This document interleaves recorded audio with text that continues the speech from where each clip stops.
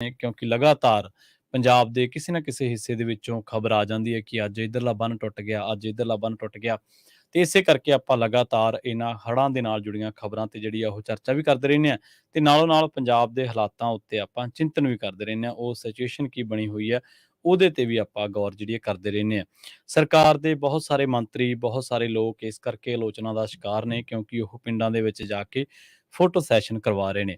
ਪਰ ਦੂਜੇ ਪਾਸੇ ਪੰਜਾਬ ਸਰਕਾਰ ਦੇ ਜਿਹੜੇ ਮੁੱਖ ਮੰਤਰੀ ਨੇ, ਜਿਹੜੇ ਆਗੂ ਨੇ ਸਰਕਾਰ ਨੂੰ ਚਲਾਉਣ ਵਾਲੇ, ਉਹਨਾਂ ਦੀ ਇਸ ਕਰਕੇ ਵੀ ਸ਼ਲਾਘਾ ਹੋ ਰਹੀ ਹੈ ਕਿ ਉਹਨਾਂ ਨੇ ਪਿੰਡਾਂ ਦੇ ਵਿੱਚ ਜਾ ਕੇ ਖੁਦ ਜ਼ਮੀਨ ਪੱਧਰ ਤੇ ਹਾਲਾਤਾਂ ਦਾ ਜਾਇਜ਼ਾ ਲਿਆ।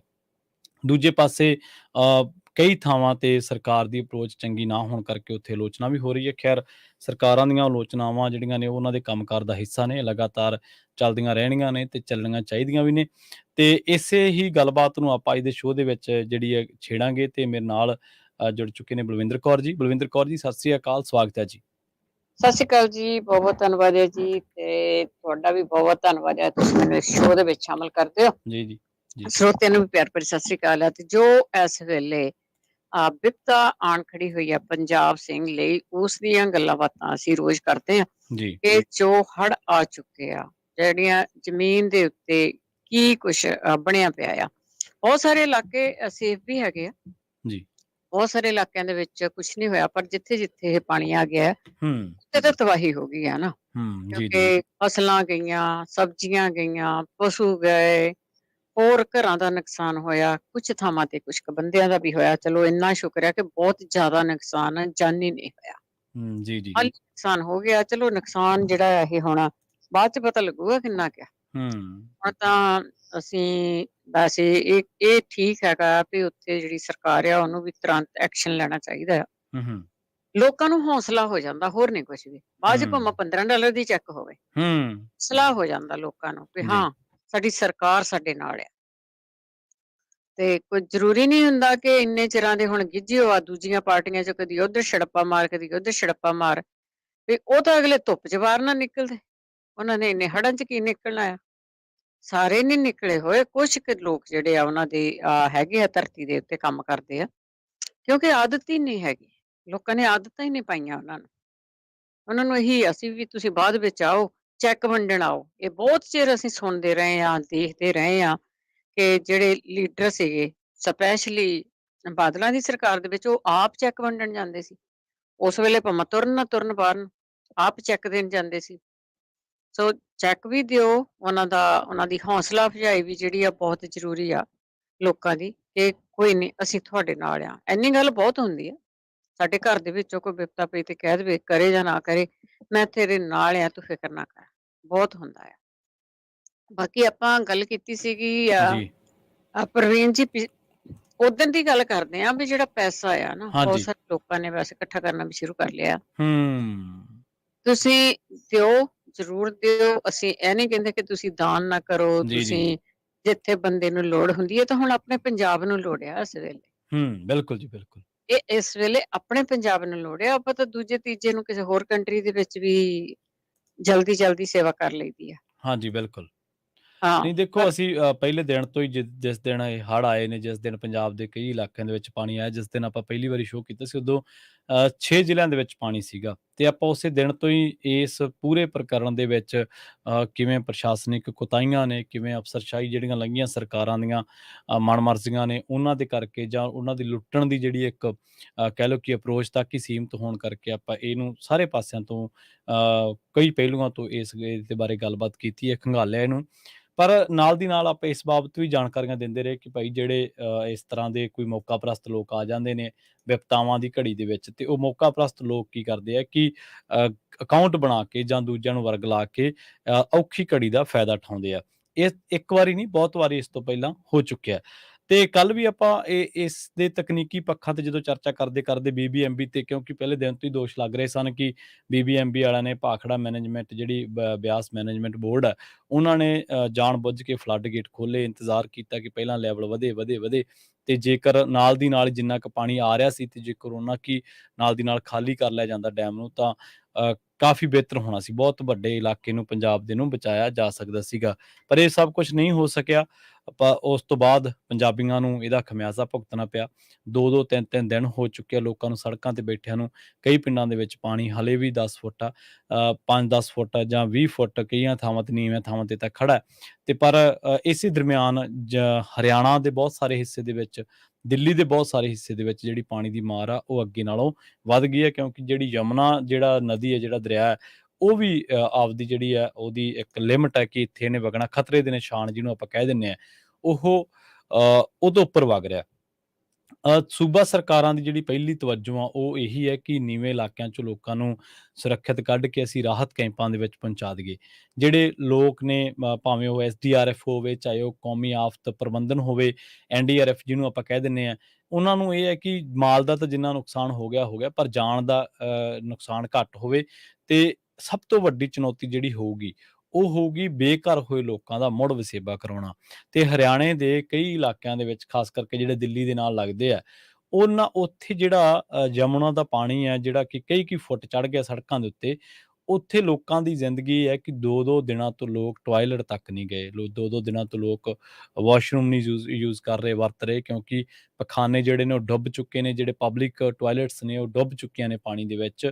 ਤੇ ਉਹਨਾਂ ਨੇ ਦਿੱਲੀ ਸਰਕਾਰ ਦੇ ਨਾਲ ਵੀ ਜਿਹੜਾ ਉਹ ਇਸ ਗੱਲ ਦਾ ਗਿਲਾ ਕੀਤਾ ਕਿ ਸਰਕਾਰ ਨੇ 2-4 ਟੈਂਟ ਲਾਏ ਆ, ਪਰ ਬਜ਼ੁਰਗ ਉਹਨਾਂ 'ਚ ਬੈਠੇ ਆ, ਬਾਕੀ ਲੋਕ ਸੜਕਾਂ ਤੇ ਬੈਠੇ ਆ। ਤੇ ਰਾਤਾਂ ਵੀ ਜਿਹੜੀਆਂ ਨੇ ਖੁੱਲ੍ਹੇ ਅਸਮਾਨ ਦੇ ਵਿੱਚ ਕੱਟਣ ਦੇ ਲਈ ਅਸੀਂ ਮਜਬੂਰ ਹਾਂ। ਪਾਣੀ ਦਾ ਪ੍ਰਬੰਧ ਹੈ, ਦਿੱਲੀ ਦੀ ਮੈਂ ਗੱਲ ਕਰ ਰਿਹਾ, ਸਿਰਫ ਪਾਣੀ ਦਾ ਪੀਣ ਵਾਲੇ ਦਾ ਪ੍ਰਬੰਧ ਆ, ਪਰ ਉਹ ਕਹਿੰਦੇ ਪਾਣੀ ਨਾਲ ਸਾਡਾ ਢਿੱਡ ਨਹੀਂ ਭਰਦਾ। ਤੇ ਇਸ ਵੇਲੇ ਜੇ ਗੱਲ ਕਰੀਏ ਰਾਜਘਾਟ, ਦਿੱਲੀ ਸਕੱਤਰੇਤ ਦੀ, ਕਸ਼ਮੀਰੀ ਗੇਟ ਦੀ, ਲਾਲ ਕਿਲੇ ਦੀ, ਤਾਂ ਇਹ ਸਾਰੇ ਪਾਣੀ ਇਹਨਾਂ ਇਲਾਕਿਆਂ ਦੇ ਵਿੱਚ ਭਰਦਾ ਜਾ ਰਿਹਾ। ਤੇ ਇੱਥੋਂ ਦੀ ਜਿਹੜੀ ਵਸੋਂ ਹੈ, ਉਹਨਾਂ ਨੂੰ ਲਗਾਤਾਰ ਜਿਹੜਾ ਇੱਥੋਂ ਹਿਜਰਤ ਕਰਨੀ ਪਈ ਹੈ, ਪਲਾਇਨ ਕਰਨਾ ਪਿਆ।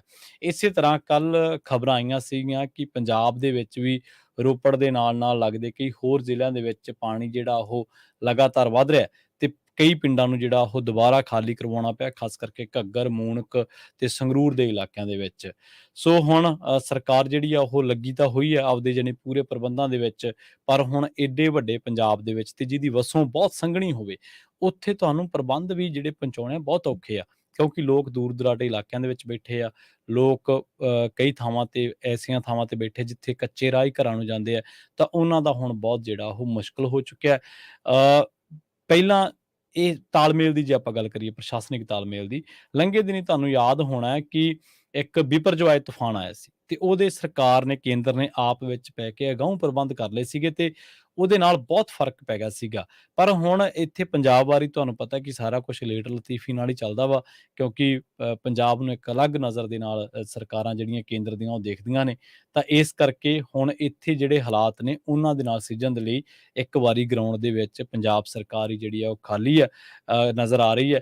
ਪਰ ਹਾਂ, ਇੱਥੇ ਇੱਕ ਵਾਰ ਫਿਰ ਤੋਂ ਅਸੀਂ ਜ਼ਿਕਰ ਉਹਨਾਂ ਲੋਕਾਂ ਦਾ, ਪੰਥਕ ਜਥੇਬੰਦੀਆਂ ਦਾ, ਉਹਨਾਂ ਦੇ ਨੁਮਾਇੰਦਿਆਂ ਦਾ, SGPC ਦਾ, ਜਾਂ ਹੋਰਾਂ ਲੋਕਾਂ ਦਾ, ਜਿੰਨੇ ਵੀ ਲੋਕ ਨੇ ਉਹਨਾਂ ਦਾ ਧੰਨਵਾਦ ਕਰਾਂਗੇ, ਕਿਉਂਕਿ ਉਹ ਲੱਗੇ ਹੋਏ ਨੇ। ਪਰ ਇਹਦੇ ਨਾਲ ਤੁਹਾਨੂੰ ਕਿਤੇ ਡੇਰੇਦਾਰ ਨਜ਼ਰ ਆਏ ਹੋਣ, ਜਿਹੜੇ ਪੰਜਾਬ ਦੇ ਵਿੱਚ ਵੱਖ-ਵੱਖ ਡੇਰੇਦਾਰ ਨੇ, ਡੇਰਿਆਂ ਦੇ ਨਾਲ ਜੁੜੇ ਨੇ, ਤੁਹਾਨੂੰ ਕੋਈ ਉਹਨਾਂ ਜਥੇਬੰਦੀਆਂ ਦਾ, ਖਾਸ ਕਰਕੇ ਫਿਰਕਾ ਪ੍ਰਸਤ ਹਿੰਦੂ ਜਥੇਬੰਦੀਆਂ ਦਾ ਬੰਦਾ ਕੋਈ ਨਜ਼ਰ ਆਇਆ ਹੋਵੇ ਕਿ ਬਈ ਉਹ ਰਾਹਤ ਕਾਰਜਾਂ ਦੇ ਵਿੱਚ ਲੱਗਿਆ, ਜਾਂ ਕਿਤੇ ਉਹ ਸੇਵਾ ਕਰ ਰਿਹਾ, ਤੁਹਾਨੂੰ ਕਿਤੇ ਉਹ ਜਿਹੜੇ ਕਹਿੰਦੇ ਨੇ ਕਿ ਅਸੀਂ ਫਲਾਂ, ਸਾਡੇ ਚਮਤਕਾਰ ਕਰਦੇ ਹਾਂ, ਅਸੀਂ ਪਾਸਟਰ ਹਾਂ, ਅਸੀਂ ਹਾਂ, ਜੇ ਤੁਹਾਨੂੰ ਉਹ ਨਜ਼ਰ ਆਏ ਹੋਣ, ਉਹ ਜ਼ਰੂਰ ਦੱਸ ਦਿਓ।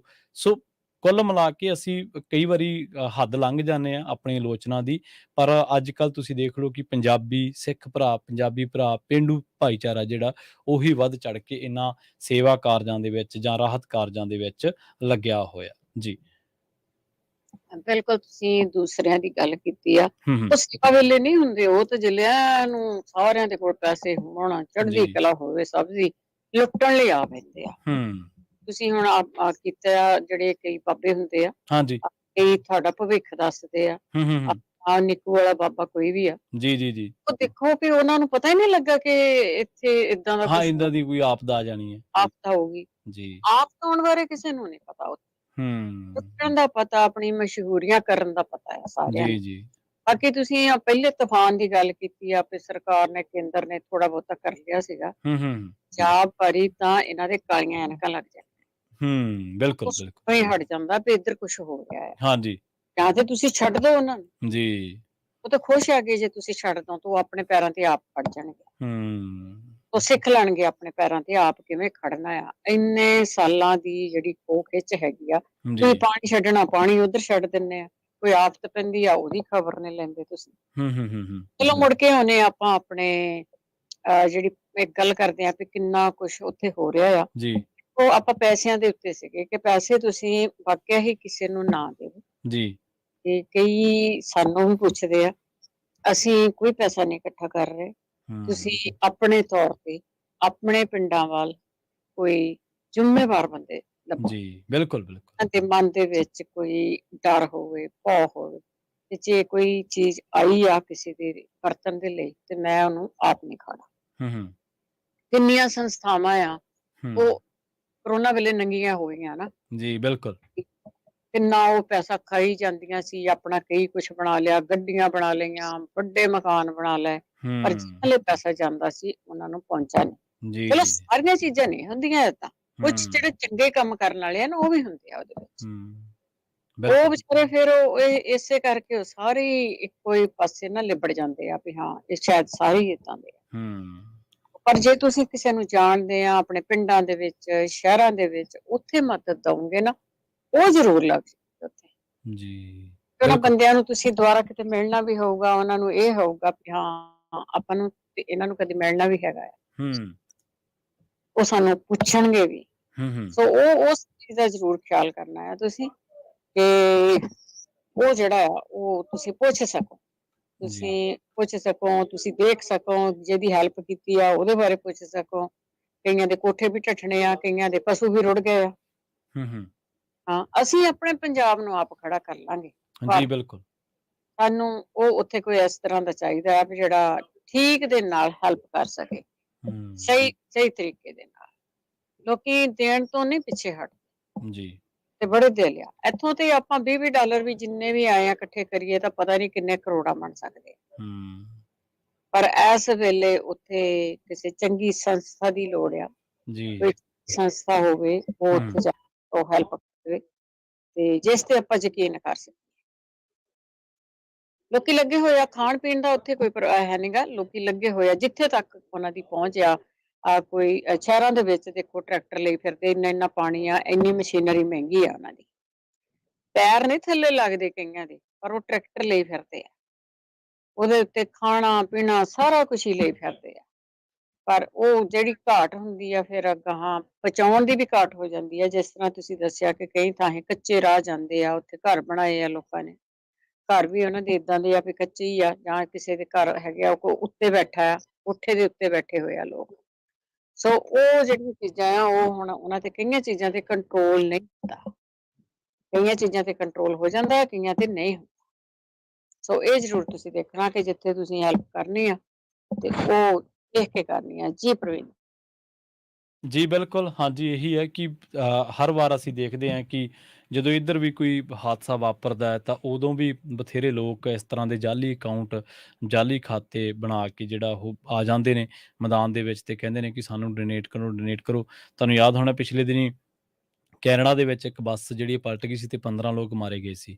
ਬਹੁਤ ਹੂੰ, ਸਾਰੇ ਬੋਗਸ ਅਕਾਊਂਟ, ਜਾਅਲੀ ਅਕਾਊਂਟ ਜਿਹੜੇ ਖਾਤੇ ਉਹ ਪੁਲਿਸ ਨੇ ਫੜੇ, ਜਿਹੜੇ ਗੋਫੰਡਮੀ ਦੇ ਉੱਤੇ ਬਣੇ ਹੋਏ ਸੀਗੇ ਤੇ ਲਗਾਤਾਰ ਸੱਦਾ ਦੇ ਰਹੇ ਸੀਗੇ ਕਿ ਆਓ ਭਾਈ ਸਾਨੂੰ ਦਾਨ ਕਰੋ। ਉੱਧਰ ਵੀ ਬਥੇਰਾ ਇੱਥੋਂ ਇਸ ਤੋਂ ਪਹਿਲਾਂ ਵੀ ਅਮਰੀਕਾ ਦੇ ਵਿੱਚ ਵੀ ਇੱਥੇ ਇੱਕ ਬਥੇਰਾ ਇੱਥੇ ਗੋ ਫੰਡ ਨੇ ਮਾਰ ਲਏ ਲੋਕ। ਜੀ, ਜੀ, ਜੀ। ਇੱਥੇ ਵੀ ਅਮਰੀਕਾ ਦੇ ਵਿੱਚ ਵੀ ਇੱਕ ਤਰਾਸਦੀ ਵਾਪਰੀ ਸੀਗੀ ਲੰਘੇ ਦਿਨਾਂ ਦੇ ਵਿੱਚ ਤੇ ਉਦੋਂ ਵੀ ਲੋਕਾਂ ਨੇ ਗੋਫੰਡਮੀ ਦੇ ਉੱਤੇ ਜਾਅਲੀ ਜਿਹੜੇ ਖਾਤੇ ਬਣਾਏ ਸੀਗੇ ਤੇ ਪੰਜਾਬੀ ਰੇਡੀਓ USA ਦੇ ਤਾਂ ਇਸ ਮੰਚ ਤੇ ਤਾਂ ਅਸੀਂ ਸਗੋਂ ਲੋਕਾਂ ਨੂੰ ਅਵੇਅਰ ਕੀਤਾ ਕਿ ਭਾਈ ਤੁਸੀਂ ਜਿਹੜੇ ਗੋਫੰਡਮੀ ਦੇ ਖਾਤੇ ਜਾਅਲੀ ਨੇ ਉਹਨਾਂ ਦੇ ਵਿੱਚ ਨਾ ਕੁਛ ਭੇਜੋ। ਤਾਂ ਬਹੁਤ ਵਾਰ ਇਹ ਹੁੰਦਾ ਕਿ ਅਸੀਂ ਜਦੋਂ ਉੱਥੋਂ ਵੀਡੀਓਜ਼ ਦੇਖਦੇ ਹਾਂ, ਉੱਥੋਂ ਰੁੜੇ ਜਾਂਦੇ ਜਾਨਵਰਾਂ ਦੀ ਵੀਡੀਓ ਦੇਖਦੇ ਹਾਂ, ਢੱਠੇ ਕੋਠਿਆਂ ਦੀ ਵੀਡੀਓ ਦੇਖਦੇ ਹਾਂ, ਦਰਵਾਜ਼ਿਆਂ ਦੀ ਵੀਡੀਓ ਦੇਖਦੇ ਹਾਂ, ਟੁੱਟੀਆਂ ਸੜਕਾਂ ਦੀ ਵੀਡੀਓ ਦੇਖਦੇ ਹਾਂ, ਪਿੰਡਾਂ ਦੇ ਵਿੱਚ ਖੜੇ ਉਹ ਦੂਰ ਤਾਈਂ ਦਰਿਆ ਰੂਪੀ ਬਣੇ ਪਿੰਡਾਂ ਦੀ ਵੀਡੀਓ ਦੇਖਦੇ ਹਾਂ, ਟੁੱਟੀਆਂ ਪੁਲੀਆਂ, ਢੱਠੀਆਂ ਨਹਿਰਾਂ ਦੀ ਵੀਡੀਓ ਦੇਖਦੇ ਹਾਂ ਤਾਂ ਸਾਡੇ ਮਨ ਦੇ ਵਿੱਚ ਆਉਂਦਾ ਕਿ ਅਸੀਂ ਬਈ ਇਹਦੇ ਵਿੱਚ ਤਿਲ ਫੁੱਲ ਜਿਹੜੀ ਆਪਦੀ ਭੇਟਾ ਉਹ ਜ਼ਰੂਰ ਪਾਈਏ, ਜੋ ਵੀ ਬਣਦਾ ਸਰਦਾ। ਤਾਂ ਕਈ ਵਾਰੀ ਅਸੀਂ ਇਹੋ ਜਿਹੇ ਮਾਮਲਿਆਂ ਦੇ ਵਿੱਚ ਅਨਾੜੀ ਸਾਬਤ ਹੋ ਜਾਂਦੇ ਤੇ ਅਸੀਂ ਪੈਸਾ ਉਸ ਬੰਦੇ ਨੂੰ ਭੇਜ ਦਿੰਦੇ ਹਾਂ ਜਿਨ੍ਹਾਂ ਨੇ ਇਹਨਾਂ ਚੀਜ਼ਾਂ ਦੇ ਵਿੱਚ ਪੈਸਾ ਲਾਉਣਾ ਤਾਂ ਕੀ, ਇਸ ਨੁਕਸਾਨ ਦੇ ਵਿੱਚ ਪੈਸਾ ਲਾਉਣਾ ਤਾਂ ਕੀ, ਉਹ ਬਾਅਦ ਦੇ ਵਿੱਚ 10 ਦਿਨਾਂ ਬਾਅਦ ਕਿਤੇ ਥਿਆਉਂਦੇ ਨਹੀਂ, ਭਾਲੇ ਵੀ ਨਹੀਂ ਥਿਆਉਂਦੇ। ਸੋ ਇਹੋ ਜਿਹੇ ਬੰਦੇ ਦੇ ਹੱਥੇ ਨਾ ਚੜ੍ਹ ਜਿਓ। ਜ਼ਿੰਮੇਵਾਰ ਲੋਕਾਂ ਨੂੰ ਲੱਭ ਕੇ, ਜ਼ਿੰਮੇਵਾਰ ਲੋਕ ਜਿਹੜੇ ਤੁਹਾਡੇ ਪਿੰਡਾਂ ਦੇ ਵਿੱਚ ਮੋਹਤਬਰ ਨੇ, ਜ਼ਿੰਮੇਵਾਰ ਨੇ, ਕਿਸੇ ਵੀ ਤਰ੍ਹਾਂ ਪਹਿਲਾਂ ਸਮਾਜਿਕ ਕੰਮਾਂ ਦੇ ਵਿੱਚ ਜੁੜੇ ਹੋਏ ਨੇ, ਉਹਨਾਂ ਨੂੰ ਜ਼ਰੂਰ ਜ਼ਿੰਮਾ ਦਿਓ। ਔਰ ਇਸ ਵੇਲੇ ਲੋੜ ਵੀ ਹੈ ਇਸ ਚੀਜ਼ ਦੀ, ਕਿਉਂਕਿ ਜੇ ਕਿਸਾਨੀ ਅੰਦੋਲਨ ਦੇ ਵਿੱਚ ਪੰਜਾਬ ਨੇ ਸਰਵਾਈਵ ਕੀਤਾ, ਜੇ ਕਿਸਾਨੀ ਅੰਦੋਲਨ ਜਿੱਤਿਆ ਗਿਆ, ਤੇ ਉਹਦੇ ਵਿੱਚ ਬਹੁਤ ਵੱਡਾ ਹੱਥ ਆਜ਼ਾਦ ਪੰਜਾਬੀਆਂ ਦਾ, ਆਜ਼ਾਦ ਮੀਡੀਆ ਦਾ, ਜਿਹੜਾ ਕਿ ਹੁਣ ਤਾਂ ਬਹੁਤ ਘੱਟ ਰਹਿ ਗਿਆ। ਆਜ਼ਾਦ ਮੀਡੀਆ ਅਪਰੋਚ ਹੋਣ ਕਰਕੇ ਤੇ ਫਾਈਨੈਂਸ਼ੀਅਲੀ, ਆਰਥਿਕ ਤੌਰ ਤੇ ਪੂਰੇ ਤਾਕਤਵਰ ਹੋਣ ਕਰਕੇ ਪੰਜਾਬੀ ਏਡੀ ਵੱਡੀ ਤਾਕਤ ਦੇ ਨਾਲ ਮੱਥਾ ਲਾਉਣ ਦੇ ਵਿੱਚ ਸਫਲ ਹੋਏ ਆ। ਔਰ ਇਹਦੇ ਵਿੱਚ ਕੋਈ ਦੋ ਰਾਏ ਨਹੀਂ ਕਿ ਉਹ ਪੰਜਾਬੀ ਚਾਹੇ ਉੱਥੇ ਬੈਠਾ ਸੀ ਪਿੰਡਾਂ ਦੇ ਵਿੱਚ, ਉਹਨੇ ਉੱਥੋਂ ਦੇ ਰਸਤਾਂ ਇਕੱਠੀਆਂ ਕੀਤੀਆਂ, ਇੱਥੋਂ ਦੇ ਪੰਜਾਬੀਆਂ ਨੇ ਵੀ ਬੜਾ ਦਿਲ ਖੋਲ੍ਹ ਕੇ ਆਪਣਾ ਪੈਸਾ ਜਿਹੜਾ ਉੱਥੇ ਸਰਮਾਇਆ ਭੇਜਿਆ ਵੱਖ-ਵੱਖ ਰੂਪਾਂ ਦੇ ਨਾਲ, ਕਿਸੇ ਨੇ ਕਿਵੇਂ, ਕਿਸੇ ਨੇ ਕਿਵੇਂ। ਕਿਸੇ ਨੇ ਕਿਹਾ ਕਿ ਜੇ ਦਿਹਾੜੀਆਂ ਦੀ ਲੋੜ ਹੈ, ਕਿਉਂਕਿ ਵਿਚਦੀ ਪਿੰਡਾਂ ਦੇ ਵਿੱਚ ਮਤੇ ਪੈਣ ਲੱਗ ਪਏ ਸੀਗੇ ਕਿ ਜੇ ਤੁਸੀਂ ਨਹੀਂ ਜਾ ਸਕਦੇ ਤਾਂ ਇਕੱਠ ਰੱਖਣਾ ਲਾਜ਼ਮੀ ਹੈ ਤੇ ਤੁਸੀਂ ਆਪਦੀ ਥਾਂ ਤੇ ਬੰਦਾ ਦੇ ਦਿਓ। ਤਾਂ ਉਦੋਂ ਵੀ ਫਿਰ ਇਹਨਾਂ ਨੇ ਕਿਹਾ ਕਿ ਬੰਦਿਆਂ ਦਾ ਪ੍ਰਬੰਧ ਕਰਨ ਦੀ ਵੀ ਜੇ ਲੋੜ ਆ, ਜਾਂ ਕਿਸੇ ਨੂੰ ਹੋਰ ਜੇ ਕੋਈ ਜ਼ਖਮੀ ਹੋ ਗਿਆ ਉਹਦੀ ਲੋੜ ਆ, ਲੰਗਰਾਂ ਦੀ ਲੋੜ ਆ, ਵਸਤਾਂ ਦੀ ਲੋੜ ਆ, ਰਾਸ਼ਨ ਦੀ ਲੋੜ ਆ, ਕਿਸ ਤਰੀਕੇ ਦੀ ਵੀ ਤੁਸੀਂ ਲੋੜ ਆ, ਤਾਂ ਉਹ ਤੁਸੀਂ ਇੱਧਰੋਂ ਖੁੱਲ੍ਹੇ ਦਿਲ ਦੇ ਨਾਲ ਪੰਜਾਬੀਆਂ ਨੇ ਭੇਜਿਆ ਉੱਧਰਲੇ ਵਿੱਚ। ਤੇ ਵਿੱਚ ਦੀ ਬਲਵਿੰਦਰ ਕੌਰ ਜੀ, ਸਿਆਸੀ ਜਿਹੜੇ ਲੋਕ ਆ ਉਹ ਵੀ ਦਾਅ ਲਾਉਂਦੇ ਰਹੇ ਪ੍ਰਵਾਸੀਆਂ ਦੀ ਇਸ ਕਮਾਈ ਤੇ ਸਮੇਂ-ਸਮੇਂ ਦੇ ਵਿੱਚ ਆ ਕੇ, ਤੇ ਪਰ ਹਮੇਸ਼ਾ ਹੀ ਕਦੇ ਵੀ ਪੰਜਾਬ ਤੋਂ ਟਾਲਾ ਪ੍ਰਵਾਸੀਆਂ ਨੇ ਜਿਹੜਾ ਉਹ ਨਹੀਂ ਵੱਟਿਆ, ਤੇ ਹਮੇਸ਼ਾ ਹੀ ਪੰਜਾਬ ਦੇ ਨਾਲ ਪ੍ਰਵਾਸੀ ਖੜੇ ਆ। ਤੇ ਅੱਜ ਕੱਲ੍ਹ ਵੀ ਜਿਹੜੇ ਬੰਦੇ ਇਸ ਚੀਜ਼ ਨੂੰ ਸੋਚਦੇ ਆ ਕਿ ਪੰਜਾਬ ਨੂੰ ਲੋੜ ਹੈ ਸਰਮਾਏ ਦੀ, ਆਸਰੇ ਦੀ, ਆਰਥਿਕ ਸਹਾਰੇ ਦੀ, ਤਾਂ ਉਹ ਜ਼ਰੂਰ ਪਹੁੰਚ ਰਹੇ ਆ। ਸੋ ਤੁਸੀਂ ਵੀ ਸਾਡੇ ਨਾਲ ਜੁੜ ਸਕਦੇ ਹੋ, ਸ਼ੋਅ ਦੇ ਵਿੱਚ ਆਪਣੀ ਗੱਲਬਾਤ ਰੱਖ ਸਕਦੇ ਹੋ। ਸਟੂਡੀਓ ਦਾ ਨੰਬਰ ਹੈ 408-272-5200। ਇਸ ਸ਼ੋਅ ਦੇ ਵਿੱਚ ਤੁਸੀਂ ਤੁਹਾਡੇ ਪਿੰਡਾਂ ਦੇ ਕੀ ਹਾਲਾਤ ਨੇ, ਨੇੜੇ ਤੇੜੇ ਦੇ ਕੀ ਹਾਲਾਤ ਨੇ, ਜਾਂ ਕੋਈ ਇਸ ਤਰ੍ਹਾਂ ਦਾ ਰਾਬਤਾ ਹੋਇਆ ਤੁਹਾਡੇ ਨਾਲ, ਜਾਂ ਪਹਿਲਾਂ ਤੁਸੀਂ ਪੈਸੇ ਭੇਜੇ ਸੀ ਤੇ ਉਹ ਲੱਗੇ ਨਹੀਂ, ਤਾਂ ਜੋ ਵੀ ਤੁਹਾਡਾ ਲੈਣ ਦੇਣ ਦਾ ਸਿਲਸਿਲਾ, ਤਜਰਬੇ ਚੰਗੇ ਮਾੜੇ ਰਹੇ ਆ, ਤੁਸੀਂ ਸਾਡੇ ਨਾਲ ਸਾਂਝੇ ਵੀ ਕਰ ਸਕਦੇ ਹੋ ਜੀ। ਬਿਲਕੁਲ ਕੋਈ ਆਈਡੀਆ ਨਵਾਂ ਵੀ ਹੁੰਦਾ ਹੈ ਕਿ ਆਪਾਂ ਕਿਸ ਤਰ੍ਹਾਂ ਆਪਣੇ ਪੰਜਾਬ ਦੀ, ਆਪਣੇ ਲੋਕਾਂ ਦੀ, ਜਿਨ੍ਹਾਂ ਦੇ ਕੋਲ ਵਿਪਤਾ ਦੇ ਵਿੱਚ ਹੈਗੇ ਇਸ ਵੇਲੇ, ਉਹਨਾਂ ਦੀ ਅਸੀਂ ਕਿਸ ਤਰ੍ਹਾਂ ਮਦਦ ਕਰ ਸਕਦੇ ਹਾਂ।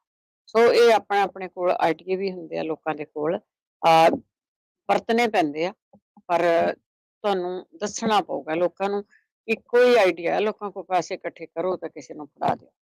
ਅੱਗੇ ਉਹ ਕੀ ਕਰਦਾ ਆ, ਜੀ, ਦੇ ਦਿੰਦਾ ਆ, ਸਾਰੇ ਕੋਈ ਪਤਾ ਖਾਂਦੇ ਨਹੀਂ ਵੀ ਲੱਗਦਾ। ਨਹੀਂ।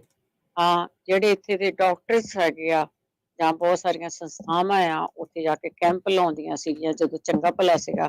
ਉਹਨਾਂ ਨੂੰ ਵੀ ਰਿਕੁਐਸਟ ਹੀ ਆ ਸਾਡੀ ਤਾਂ, ਕਿ ਹੁਣ ਹੂੰ, ਤੇ ਉੱਥੇ ਵਾਕਿਆ ਹੀ ਲੋੜ ਹੋਊਗੀ ਮੈਡੀਕਲ ਕੈਂਪਾਂ ਦੀ। ਜੀ, ਇੰਨਾ ਪਾਣੀ ਆਇਆ, ਇੰਨਾ ਪਾਣੀ, ਕੁਛ ਗੰਦ ਛੱਡ ਜਾਣਾ, ਜਦੋਂ ਪਾਣੀ ਖੜਾ ਹੋ ਜਾਂਦਾ ਤਾਂ ਫਿਰ ਗੰਦ ਛੱਡ ਜਾਂਦਾ। ਇੱਕ ਬਿਲਕੁਲ, ਤਾਂ ਬਿਲਕੁਲ। ਵਗ ਜਾਂਦਾ ਹੈ ਨਾ, ਗੰਦ ਧੋ ਕੇ ਲੈ ਜਾਂਦਾ ਆ, ਜੀ, ਤੇ ਪਾਣੀ ਹੁਣ ਖੜਾ ਆ ਉੱਥੇ, ਹੂੰ, ਹੌਲੀ-ਹੌਲੀ ਨਿਕਲ ਰਿਹਾ ਹੈ, ਹੋਰ ਆ ਰਿਹਾ ਆ। ਸੋ ਉਹ ਜਿਹੜਾ ਆ ਰਿਹਾ, ਉਹ ਨਾਲ ਦੀ ਨਾਲ ਉਹ ਵੀ ਗੰਦ ਲਿਆਇਆ ਹੋਊਗਾ ਕਿਤੇ ਨਾ ਕਿਤੇ, ਹੂੰ, ਉੱਧਰੋਂ ਵੀ ਉਹ ਕੁਛ ਆਇਆ ਹੋਣਾ, ਕਿਉਂਕਿ ਜੀ, ਆਪਾਂ ਗੰਦ ਬੜਾ ਪਾਇਆ ਹੋਇਆ ਆ ਉੱਥੇ, ਸਫਾਈ ਬਿਲਕੁਲ ਨਹੀਂ ਹੈਗੀ। ਕੋਈ ਵੀ ਜੀ, ਸਟੇਟ ਆ, ਗੰਦ ਬਹੁਤ ਪਾਇਆ ਆ, ਕਿਉਂਕਿ ਜੀ, ਸਫਾਈ ਰੱਖਣਾ ਸਾਡਾ, ਅਸੀਂ ਕੋਈ ਫਰਜ਼ ਹੀ ਨਹੀਂ ਸਮਝਦੇ।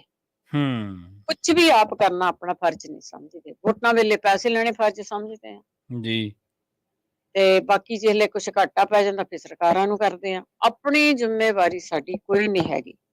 ਹੂੰ, ਆ ਗਿਆ, ਖਾ ਲਿਆ, ਬੱਸਾਂ 'ਚ ਫ੍ਰੀ ਹੋ ਗਏ, ਪਰ ਸਾਡੀਆਂ ਜ਼ਿੰਮੇਵਾਰੀਆਂ ਕੀ ਆ? ਜੀ, ਅਸੀਂ ਤਾਂ ਜਿੱਥੇ ਬੋਲਣਾ ਉੱਥੇ ਬੋਲਦੇ ਵੀ ਨਹੀਂ ਹੈਗੇ। ਹਾਂ, ਹੂੰ, ਪਰ ਸਰੋਤਿਆਂ ਨੂੰ ਜ਼ਰੂਰ ਕਹਿੰਦੇ ਆ ਕਿ ਜੇ ਤੁਹਾਡੇ ਕੋਲ ਕੋਈ ਆਈਡੀਆ ਹੈਗਾ ਵੀ ਹੈਲਪ ਕਿਵੇਂ ਕੀਤੀ ਜਾ ਸਕਦੀ ਹੈ, ਜੀ, ਤੇ ਜ਼ਰੂਰ ਆ। ਅਸੀਂ ਇਹ ਨਹੀਂ ਕਹਿੰਦੇ ਕਿ ਉਹ ਫਲਾਣਾ ਪੈਸੇ ਇਕੱਠੇ ਕਰਦਾ ਉਹਨੂੰ ਦੇ ਦਿਓ, ਪਰ ਪੈਸਿਆਂ ਤੋਂ ਬਿਨਾਂ ਬਣਨਾ ਕੁਛ ਨਹੀਂ ਉੱਥੇ। ਹੂੰ, ਪੈਸੇ ਨਾਲ ਹੀ ਹੈਲਪ ਹੋਣੀ ਆ। ਉਹਨਾਂ ਨੇ ਵੀ ਐਵੇਂ ਨਹੀਂ ਪਾਣੀ ਛੱਡੇ, ਜੀ, ਜਾਣ ਕੇ ਵਾਧੂ ਛੱਡਿਆ ਪਾਣੀ। ਤੁਸੀਂ ਕਿਹਾ ਵੀ ਇੱਕੋ ਵਾਰੀ ਪਾਣੀ ਛੱਡ ਦਿੱਤਾ, ਪਹਿਲਾਂ ਵੀ ਆ ਹੀ ਗਿਆ ਸੀਗਾ। ਹੂੰ, ਹੂੰ, ਤੇ ਹੂੰ, ਜੇ ਤੁਸੀਂ ਰੀਸਾਂ ਕਰਦੇ ਆ ਵਿਕਸਿਤ ਕੰਟਰੀਆਂ ਦੀਆਂ, ਤੇ ਕੁਝ ਹੋਰ ਵੀ ਸਿੱਖ ਲਓ। ਹੂੰ, ਪਾਣੀ ਤਾਂ ਇੱਥੇ ਵੀ ਛੱਡਿਆ ਗਿਆ ਸੀ ਜਦ ਮੀਂਹ ਆਇਆ ਸੀ, ਪਰ ਜੀ, ਉਹਨੇ ਹੌਲੀ-ਹੌਲੀ ਪਹਿਲਾਂ ਹੀ ਛੱਡਤਾ ਸੀ। ਉਹਨੇ ਹੌਸਲੇ ਸੀ ਛੱਡਿਆ ਕਿ ਸਾਰਾ ਕੁਝ ਰੁੜ ਜਾਵੇ। ਉਹਨੇ ਜੀ, ਪਹਿਲਾਂ ਹੀ ਛੱਡ ਦਿੱਤਾ ਸੀ ਵੀ ਮੀਂਹ ਹੋਰ ਪੈਣਾ ਤੇ ਪਾਣੀ ਹੋਰ ਆਉਣਾ ਆ, ਤੇ ਇਹਨੂੰ ਛੱਡ ਲਓ। ਹੁਣ ਜਿਸ ਤਰ੍ਹਾਂ ਖਬਰਾਂ ਹੀ ਸੁਣਦੇ ਆ ਇੱਥੇ ਵੀ ਮੀਂਹ ਦੇ ਨਾਲ ਬਰਫ਼ ਨੇ ਪਿਘਲ ਕੇ ਆਉਣਾ, ਉਹਨੇ ਪਹਿਲਾਂ ਹੀ ਪਾਣੀ ਛੱਡੇ ਹੋਏ ਆ। ਬਿਲਕੁਲ, ਸਾਰੀਆਂ ਨਹਿਰਾਂ ਭਰੀਆਂ ਆ, ਦਰਿਆ ਭਰੇ ਹੀ ਜਾਂਦੇ ਆ ਇੱਥੇ, ਜਿੱਥੇ ਕਿ ਪਾਣੀ ਦੀ ਕਿੱਲਤ ਸੀ। ਹੂੰ, ਸੋ ਜੇ ਵਿਕਸਿਤ ਦੇਸ਼ਾਂ ਦੀ ਰੀਸ ਕਰਨੀ ਆ, ਦੱਸਣਾ ਆ ਅਸੀਂ ਸੁਪਰ ਪਾਵਰ ਵੱਲ ਨੂੰ ਵੱਧ ਰਹੇ ਆ, ਤੇ ਫਿਰ ਉਹ ਜ਼ਰੂਰ ਕਰੋ, ਲੋਕਾਂ ਦਾ ਖਿਆਲ ਜ਼ਰੂਰ ਕਰੋ।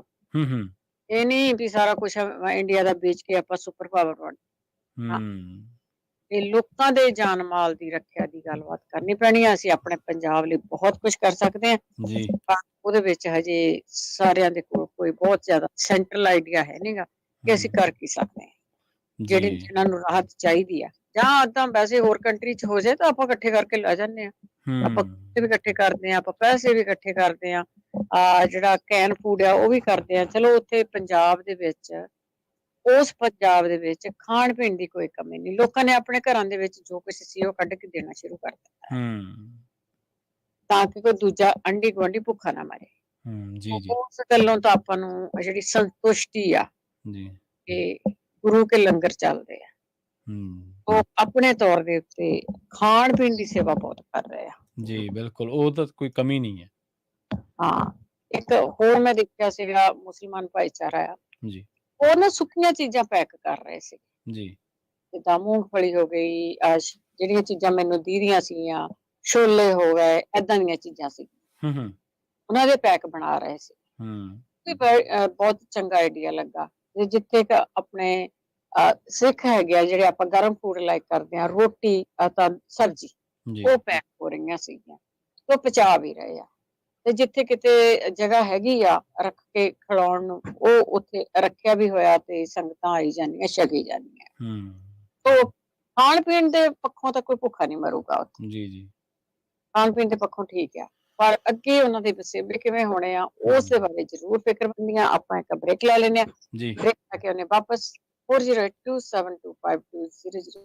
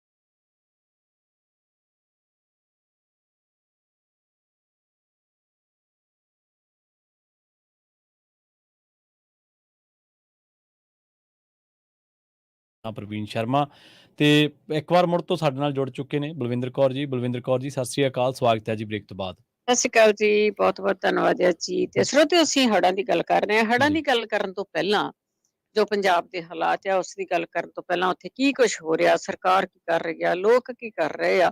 ਲੋਕਾਂ ਦੀ ਗੱਲ ਤੁਹਾਨੂੰ ਦੱਸ ਦਿੱਤੀ ਹੈ, ਸਰਕਾਰ ਦੀ ਵੀ ਗੱਲ ਕਰਦੇ ਆ ਕੀ ਕਰ ਰਹੀ ਹੈ। ਉਸ ਤੋਂ ਪਹਿਲਾਂ ਦੱਸ ਦਈਏ ਕਿ ਵਿਜ਼ਨੋ ਦੇ ਵਿੱਚ ਪੰਜਾਬੀ ਕਲਚਰ ਸੈਂਟਰ ਤੇ ਪੰਜਾਬੀ ਰੇਡੀਓ ਮਿਲ ਕੇ ਇੱਕ ਆਰਟ ਕੈਂਪ ਲਾਉਂਦੇ ਆ ਹਰੇਕ ਸਾਲ ਬੱਚਿਆਂ ਦੇ ਲਈ, ਜਿਸ ਦੇ ਵਿੱਚ ਬੱਚੇ ਆਰਟ ਸਿੱਖਦੇ ਆ, ਉਹਨਾਂ ਦਾ ਇੰਟਰਸਟ ਬਣਦਾ ਆ।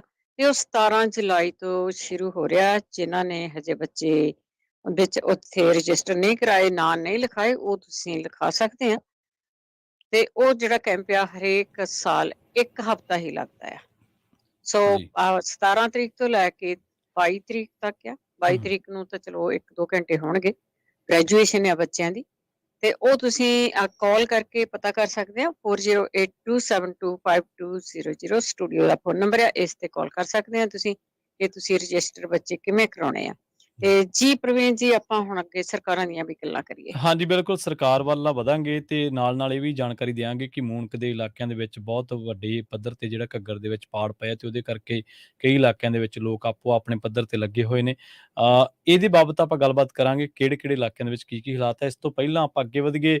ਮੁੱਖ ਮੰਤਰੀ ਪੰਜਾਬ ਭਗਵੰਤ ਮਾਨ ਨੇ ਗੱਲਬਾਤ ਕੀਤੀ ਹੈ ਤੇ ਉਹਨਾਂ ਨੇ ਜਿਹੜੇ ਕੇਂਦਰ ਵੱਲੋਂ ਫੰਡ ਭੇਜੇ ਗਏ 218 ਕਰੋੜ ਰੁਪਈਆ, ਉਹਦੀ ਬਾਬਤ ਜੋ ਜਾਖੜ ਸਾਹਿਬ ਜਿਹੜੇ ਕਿ ਪੰਜਾਬ ਬੀਜੇਪੀ ਦੇ ਪ੍ਰਧਾਨ ਨੇ, ਜਿਹੜੀ ਉਹਨਾਂ ਨੇ ਟਿੱਪਣੀ ਦਿੱਤੀ ਹੈ ਤੇ ਉਹਦਾ ਵੀ ਜਵਾਬ ਉਹਨਾਂ ਨੇ ਦਿੱਤਾ। ਤੇ ਲੋਕਾਂ ਦੇ ਜਿਹੜੇ ਕੱਚੇ ਘਰ ਢਹਿ ਗਏ ਆ, ਦਲਿਤ ਭਾਈਚਾਰੇ ਦੇ, ਗਰੀਬ ਮਜ਼ਦੂਰ ਭਰਾਵਾਂ ਦੇ, ਉਹਨਾਂ ਦੇ ਵੀ ਬਾਰੇ ਉਹਨਾਂ ਨੇ ਆਪਣਾ ਇੱਕ ਬਿਆਨ ਦਿੱਤਾ। ਤੇ ਅੱਗੇ ਵਧਣ ਤੋਂ ਪਹਿਲਾਂ ਆਪਾਂ ਉਹਨਾਂ ਦਾ ਬਿਆਨ ਸੁਣਦੇ ਹਾਂ, ਕੀ ਕਹਿਣਾ ਚਾਹੁੰਦੇ ਨੇ ਮੁੱਖ ਮੰਤਰੀ ਪੰਜਾਬ। ਔਰ ਪੂਰੇ ਦੇਸ਼ ਦੇ ਵਿੱਚ ਹੀ ਲਗਭਗ ਸਾਰੇ ਸਟੇਟਾਂ ਦੇ ਵਿੱਚ ਇਹ ਪ੍ਰੀ ਮੌਨਸੂਨ ਕਹਿ ਸਕਦੇ ਹਾਂ ਜਾਂ ਮੌਨਸੂਨ, ਤੇ ਪੰਜਾਬ ਦੇ ਵਿੱਚ ਖਾਸ ਤੌਰ ਤੇ ਇਹ ਇਲਾਕਾ ਸਤਲੁਜ ਦਾ ਕਿਨਾਰਾ, ਘੱਗਰ ਦਾ ਕਿਨਾਰਾ, ਉਹ ਜ਼ਿਆਦਾ ਪ੍ਰਭਾਵਿਤ ਨੇ। ਕੱਲ ਮੈਂ ਘੱਗਰ ਗਿਆ ਸੀ, ਅੱਜ ਮੈਂ ਇੱਥੇ ਆਇਆ ਹੋਇਆ। ਇੱਥੇ ਮੈਨੂੰ ਆ ਕੇ ਥੋੜਾ ਜਿਹਾ ਮੈਨੂੰ ਇਸ ਗੱਲ ਤੋਂ ਸੁਖਾਲਾ ਹੋ ਜਾਣਾ ਮੈਂ ਕਿ ਰਾਜ ਸਭਾ ਦੇ ਜੋ MP ਸਾਹਿਬ ਨੇ, ਸੰਤ ਬਲਵੀਰ ਸਿੰਘ ਸੀਚੇਵਾਲ ਸਾਹਿਬ, ਉਹ ਖੁਦ ਵਾਤਾਵਰਨ ਪ੍ਰੇਮੀ ਨੇ। ਉਹ ਪਾਣੀਆਂ ਦੀ ਗੱਲ, ਉਹ ਹਵਾ ਦੀ ਗੱਲ, ਉਹ ਪੱਤਿਆਂ ਦੀ ਗੱਲ, ਉਹ ਟਾਹਣੀਆਂ ਦੀ ਗੱਲ ਹਮੇਸ਼ਾ ਕਰਦੇ ਰਹਿੰਦੇ ਹਨ। ਸੋ ਇਹਨਾਂ ਦੇ ਹੁੰਦੇ ਹੋਏ ਮੈਨੂੰ ਲੱਗਦਾ ਨਹੀਂ ਮੈਨੂੰ ਇੱਥੇ ਇਸ ਇਲਾਕੇ 'ਚ ਕੋਈ ਚਿੰਤਾ ਦੀ ਲੋੜ ਹੈ। ਹਾਂ, ਪੈਸੇ ਪੱਖੋਂ ਕਿਉਂਕਿ MP ਸਾਹਿਬ ਨੇ, ਇਹਨਾਂ ਕੋਲ ਹੀ ਫੰਡ ਹੈ, ਪਰ ਮੈਂ ਵੀ ਇਹਨਾਂ ਨੂੰ ਇਹ ਕਿਹਾ ਖੁੱਲਾ ਹੱਥ, ਜਿੰਨੇ ਲਿਖ ਦੇਣਗੇ ਉਹਨੇ ਦੇ ਦਾਂਗੇ। ਅਸੀਂ ਇਨਸਾਨ ਤੇ ਬੇਜ਼ੁਬਾਨ ਸਭ ਦੀ ਜਾਨ ਦੀ ਰਾਖੀ ਕਰਨੀ ਹੈ। ਜੀਰੀ ਤੇ ਪਨੀਰੀ ਦੁਬਾਰਾ ਲੱਗ ਜੂਗੀ, ਪਰ ਜਾਨ ਦੁਬਾਰਾ ਨਹੀਂ ਆ ਸਕਦੀ ਵਾਪਸ। ਸੋ ਮੈਂ ਬਹੁਤ ਸਾਰੇ ਲੋਕ ਜਿਹੜੇ NDRF ਦੀ ਟੀਮ ਹੈ, ਮੈਂ ਉਹਨਾਂ ਨੂੰ ਵੀ ਬਹੁਤ ਐਪਰੀਸ਼ੀਏਟ ਕਰਦਾ। BSF ਦੀਆਂ ਟੀਮਾਂ ਲੱਗੀਆਂ ਹੋਈਆਂ ਨੇ। ਮੈਂ ਫਿਰੋਜ਼ਪੁਰ ਗਿਆ ਸੀ। ਇਸ ਵਕਤ ਜਾਤਾਂ ਪਾਤਾਂ ਧਰਮਾਂ ਤੋਂ ਉੱਪਰ ਉੱਠ ਕੇ ਲੋਕ ਜੋ ਇੱਕ ਦੂਜੇ ਦਾ ਹੱਥ ਫੜ ਰਹੇ ਨੇ, ਇਹੀ ਪੰਜਾਬੀਅਤ ਹੈ। ਇਸ ਤੋਂ ਅੱਗੇ 1.5 ਕਿਲੋਮੀਟਰ ਅੱਗੇ ਧੱਕਾ ਬਸਤੀ ਹੈ, ਉਹਦੇ ਤਕਰੀਬਨ 25 ਘੱਟ ਹੈਗੇ, ਮਤਲਬ ਬਹਿ ਗਏ ਪੂਰੀ ਤਰੀਕੇ। ਇੱਕ ਵੀ ਘਰ ਦੀ ਛੱਤ ਪੰਜਾਬ ਦੇ ਵਿੱਚ ਦੁਬਾਰਾ ਬਣਨ ਤੋਂ ਨਹੀਂ ਰਹੂਗੀ। 1.25 ਲੱਖ ਰੁਪਈਆ ਪ੍ਰਧਾਨ ਮੰਤਰੀ ਆਵਾਸ ਯੋਜਨਾ ਦਾ, ਉਸ ਤੋਂ ਵੱਧ ਵੀ ਜਿੰਨੇ ਪੈਸੇ ਦੇਣੇ ਪਏ ਪੰਜਾਬ ਦੇ ਵਿੱਚ ਕੋਈ ਬਿਨਾਂ ਛੱਤ ਨਹੀਂ। ਸਰਕਾਰ ਤੋਂ ਜਿਸ ਤਰ੍ਹਾਂ ਸੁਨੀਲ ਜਾਖੜ ਉਹਨਾਂ ਨੇ ਸਵਾਲ ਚੁੱਕੇ, ਤੁਹਾਨੂੰ ਲੱਗਦਾ ਕਿ ਪੰਜਾਬ ਜਿਸ ਤਰ੍ਹਾਂ ਦੇ ਹਾਲਾਤ ਬਣੇ ਆ, ਹੋਰ ਤਰ੍ਹਾਂ ਦੀ ਮਦਦ ਦੀ ਵੀ ਕੀ ਲੋੜ ਪੈ ਸਕਦੀ ਹੈ ਕੇਂਦਰ ਸਰਕਾਰ? ਸੁਨੀਲ ਜਾਖੜ ਨੇ ਇਸ ਵੇਲੇ ਸੁਨੀਲ ਜਾਖੜ ਸਾਹਿਬ ਨੇ ਕੀ ਕਿਹਾ? ਜਾਖੜ ਕਹਿ ਰਹੇ ਕਿ ਕੇਂਦਰ ਨੇ ਪੈਸੇ ਭੇਜ ਦਿੱਤੇ ਸਹੀ ਤਰੀਕੇ ਨਾਲ, ਪਹਿਲਾ ਇਸਤੇਮਾਲ ਜਿਹੜਾ ਜਾਖੜ ਸਾਹਿਬ ਨੂੰ ਇਹ ਪਤਾ ਹੈ। ਜਾਖੜ ਨੇ ਇਹ ਵੀ ਕਹਿ ਦਿੱਤਾ, ਕਹਿੰਦੇ ਕਿ ਅੱਜ ਇਸ ਮਜ਼ਦੂਰ ਇੱਕ ਦੀ ਮੌਤ ਹੋ ਗਈ, ਉਸ ਦੀ ਜ਼ਿੰਮੇਵਾਰੀ ਮੁੱਖ ਮੰਤਰੀ ਦੀ। ਸੁਨੀਲ ਜਾਖੜ ਸਾਹਿਬ ਨੂੰ ਇਹ ਪਤਾ ਹੈ ਕਿ ਕਿੰਨੀ ਤਰੀਕ ਨੂੰ ਪੈਸੇ ਭੇਜਣੇ?